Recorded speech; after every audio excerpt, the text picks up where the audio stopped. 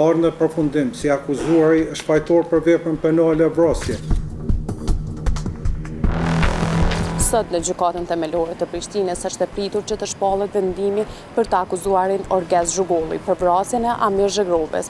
Mirëpo trupi gjykues pasi që të njëjtin e shpalli fajtor, deklaroi se do të përcaktohet edhe një seancë tjetër për përcaktimin e dënimit.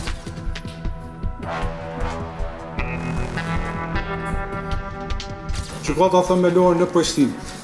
Departamenti i Krimeve të Rënda, në emër të popullit shpall aktgjykimin ndaj panderit Orgez Zhugolli për pikën e dispozitivit të akuzës e shpall fajtor. Sepse me datën 12/9/2022 rreth orës 20:50 minuta, afër marketit Melis në fshatin Glamnik të Podujevës, i akuzuari ka privuar nga jeta tani të ndjerin Amir Zhegrova, në atë mënyrë që derisa tani ndjeri ishte duke drejtuar veturën e tipit Golf 6 me targa 0183 SE ngjyrë zezë, në të cilin gjendeshin edhe Ndrit Rustemi, Redon Rustemi, Valon Nuka dhe Valdin Rustemi, të cilit ishin nisur për në Prishtinë, në fshatin Glamnik takojnë veturën Golf 2 me ngjyrë hiri me targa 01613 LI, të cilin e drejtonte i akuzuar Orgez Zhugolli. Dhe për shkak të një mosmarrëveshje që kanë pasur në komunikacion, i ndjeri Amir e ndal veturën afër marketit Melis dhe menjëherë prapa atij ndalet edhe i akuzuar Orgez Zhugolli. Del nga vetura me një mjet të rrezikshëm në dorë, në ato momente i ofrohet Ndrit Rustemi dhe e shtyn me qëllim që ta largoj.